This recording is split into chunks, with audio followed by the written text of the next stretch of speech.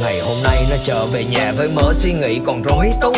Khi nỗi buồn mỗi ngày càng tăng cũng chẳng còn ai mà nhớ nhung. Miệng nó thì cười nhưng tâm nó khóc cũng chưa một lần nó oán trách.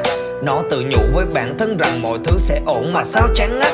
Nó hy vọng thay đổi chính mình, từ nụ cười cho tới hình dung. Nó cũng từng có một tình yêu đẹp nhưng lại không có một cái nhìn chung. Họ rời bỏ nó khi cơ hàng, nó tự nhủ do nó chưa tốt. Đâu ai biết rằng nó khóc giữa mưa và cơn đau này vẫn còn chưa ngớt.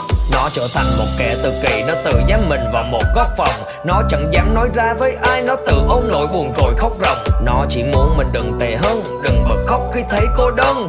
Nhưng sao trái tim nó đau, nó thấy nước mắt đang dần khô hơn. Chẳng còn ai mỗi khi nó buồn và bên cạnh khi cần giúp đỡ. Nó không muốn nói ra với ai, mỗi khi hỏi đến nó toàn úp mở. Một mái ấm ai bán mà mua, một tình yêu ai thừa mà tặng. Mùi vị nước mắt mỗi ngày nó nếm là đắng là cay và là vị mặn.